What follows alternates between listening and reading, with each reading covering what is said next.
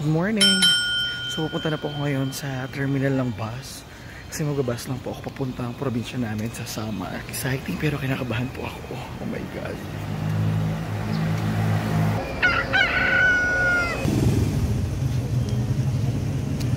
Kasalukuyan pa ako na in-reviews ngayon. Hindi na po sure kung makakasakay ako ng bus. Dahil fully book na po. Nagpa-reserve yung mama ko, so yung tita ko, sa kamag-anak namin nagtrabaho din sa loob. Pero hindi nga raw lumabas. Hindi raw ako naka-reserve. So, hindi natin alam. Sabi na naman ako, sumakay na lang daw ako bigla. Tingnan natin kung mananaig yung power ni Beautiful Mom o hindi. Okay, actually, GG na talaga ako ng panahon na yun. Kasi pagod ako, wala pa akong tulog. Kagigising ko lang noon. Siguro ang idlip ko lang noon mga 30 minutes dahil galing po ako sa trabaho. Tapos, nagkakagulo yung mga tao sa paligid ko. Doon sa CUL. Dahil wala na mga ticket. Naubos na raw last week pa. At yung mga available pa na biyahe. Sa May pa. Anong petsa na?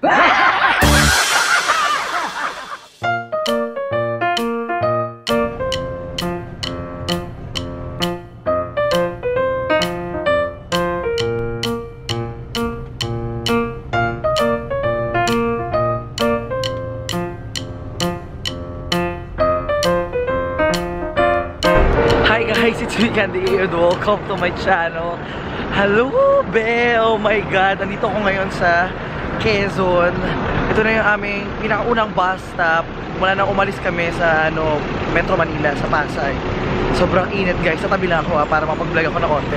Nakakaya kasi mag-vlog sa loob ng bus. Alam mo yung sobrang tahimik, tulog lahat. Tapos pag magdadaldal ako doon, sobrang awkward. Awkward talaga. Kaya na ako pagtitinginan ako kanina eh. Ang hirap kasi mag-vlog ng mahigit 24 hours kami magkakasama. Mahirap yung be. Pero alam mo yung sobrang excited talaga ako. Nag-post nga ako sa diba? Diba nag-post nga ako sa community ko sa YouTube at saka sa Facebook page ko na Francis Candegay na sobra akong excited talaga mag-vlog. Gusto ko na talaga lumabas. Kasi alam mo yung nakatingin ako sa labas, ini-enjoy ko yung lugar, yung ganda ng views. Wait na nga, kita ko yung mata ko naman para hindi awkward. Hi, hi! Baka ang Apple kasi na, baka kasi ang Apple na ayaw ko hubarin eh. Pero anyway, sobrang init kasi tsaka sobrang liwanag. Alam niyo naman ako, hindi ako sanay sa liwanag. Lagi lang ako nasa loob ng kwarto. That's true! Kaya naman nung nakalabas ako at nakita ko talaga yung ganda. Be, mukha akong bata. Mukha akong alligator talaga nagiging mukha akong pagong. Alam mo yung pagong na ganyan-ganyan? Sobra, makakita lang ako ng mga puno ng buko. Puno ng buko ba dito? Gandang-ganda na agad ako. Ako yung unang lumabas sa bus na sinasakyan namin. Ang hirap ng bag ko, tingnan nyo naman kasi. Pang babae. Bag ko ni mama kasi, ayoko kasi gumamit ng plastic na bag. Parang para kay Mother Earth, gumamit tayo ng mga reusable na bag. So, reusable bag to. Social lang tingnan. So, ang biyahe ko ngayon, papunta ako ng Samar kay mama. Medyo nakaproblema pa kanina bago tayo makasakay. Pero lucky kasi nakasakay tayo. Kala natin hindi makasakay. Nadaan sa ganda talaga natin. Ganda ng paniniwala. Ganda ng paniniwala lang. Alam ko naman eh, hindi ko na taga-agree. Ang biyahe ko, bale, 21 to 23 hours. Depende kung may madedelay na ganyan, or kung may matandang tatawid, ganyan. Ay yung mga nakabago doon. Tsareng. So, pagla-lunch muna ako, ipapagpatuloy natin yung kwento. Very quick lang ata itong stopover, hindi ko alam eh. And nag-save din ako ng battery para mamaya, sana, ay sayang, baka madilim na pag sumakay kami ng ferry. Oh my God. Alam mo yung sobrang excited talaga ako kasi tingnan ko bago tumalis yung sinasakyan ko. Kasi first time ko lang po umalis puntang Samar ng nakabas. Sige, sabihin natin second time, pero first time ko grade 2 pa lang ako. Anong naalala ko dun? Wala. Ang ganda. Gandang-ganda. Isang hakbang patungo. 6.5 hours later.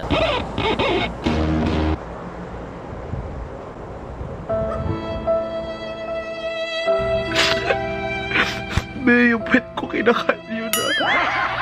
Ang tagal pa ng biyahe. Tomorrow for sure.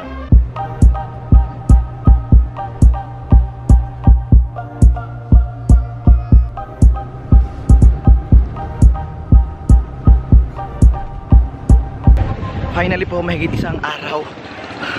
Tagal po namin naghintay. Ngayon pala po ako makakasakay dito ng ferry. Hindi na po ako nakapag-vlog ng maayos. So, hayaan nyo na. So, ganun talaga. Alas 4 ng umaga dumating kami sa Matnog, Sorsogon sa pier.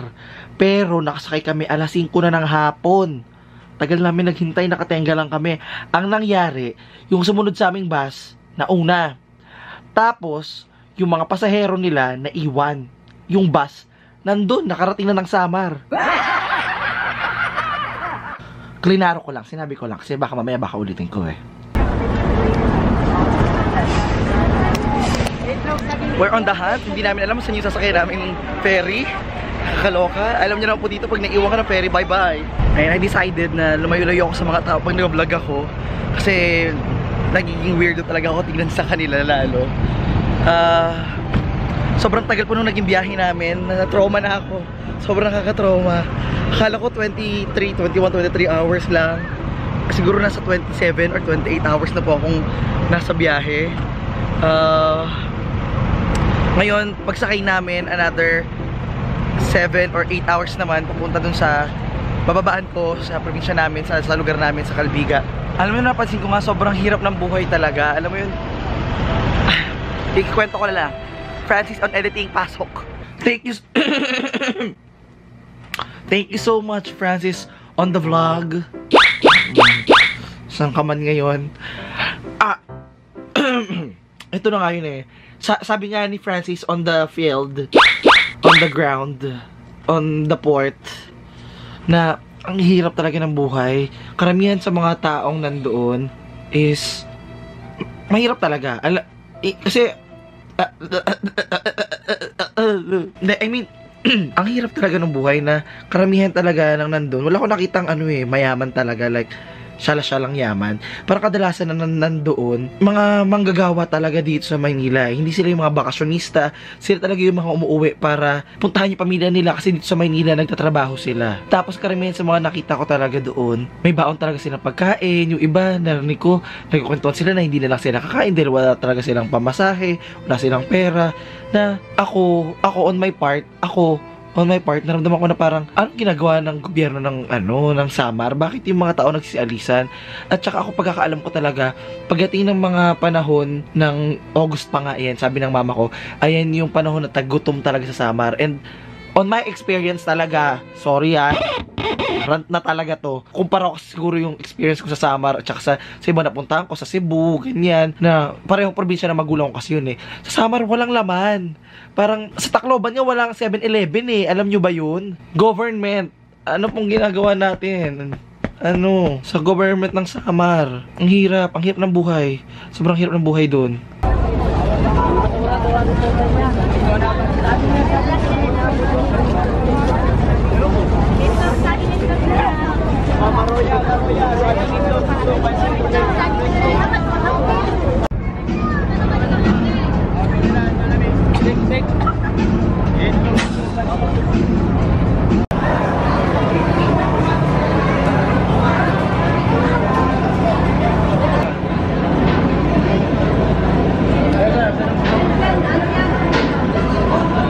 So finally, andito na po kami. Nakaakyat na po kami sa ferry. Ay, ang hirap pong maging solo flight. Nakakaloka. Katatapos lang namin umakyat. Katatapos ko lang mag-fill up sa manifesto. Sobrang haggard at naput na po ako. Katroma po yung biyahe na to. At least alam ko na na-experience ko na next time. Hindi na ako mag-ferry. Hindi na ako magbabas. At saka, at least kita paano, naintindihan ko yung struggle ni mama tuwing uwi siyang probinsya. Yung kailangan na rin pala siyang baong pagkain kasi ang hirap magluto. Hay nako, sabi ko sa'yo talaga mga intoy at mga iday. Sobrang eye-opening talaga. May gano'n talaga. Eye-opening na experience na to.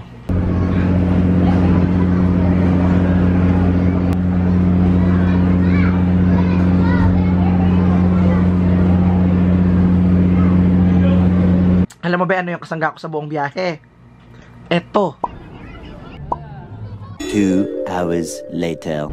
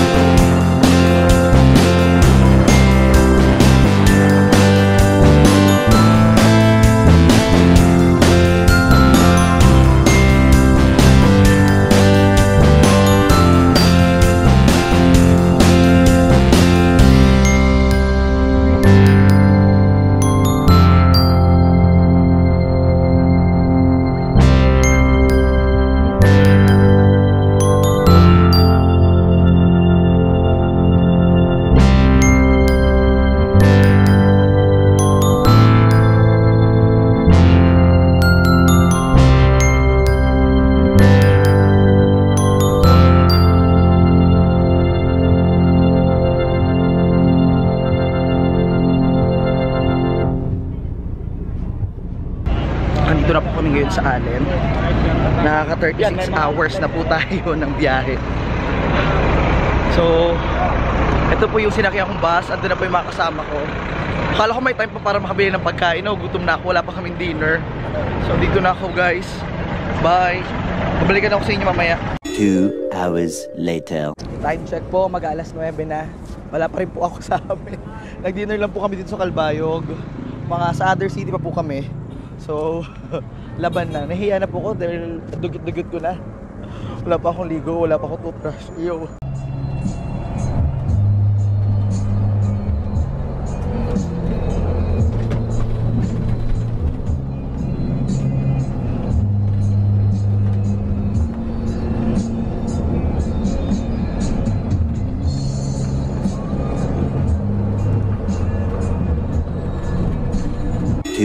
Hours later. 3 hours actually. And salamat po. Ayan. Nandito na tayo. Bye, ma. Biyahe ninyo. Wala kang dala? Wala, ito Wala lang. kang bag? Oh, sige. Grabe yung sakit ng ulo ko, ma. Diyos ko, ang tagal-tagal ng biyahe na yan. Ano ba yan na biyahe? Pinaka-napagod ako, mama, pagtawid ng Matlog, pagdating dito nasa Sama. Doon yung pinaka-nakapagod na bedel, sobrang daming liko. Ano ba yan? Sobrang daming liko, pagod na pagod ako. And tain-tain na ako. Oo nga, yung ano mo, yung Sakit na ng ulo ko. itsura mo, Sakit na ng ulo ko. itsura mo, halatang halata talaga. halata talaga ang pagod. Oh my God, sobrang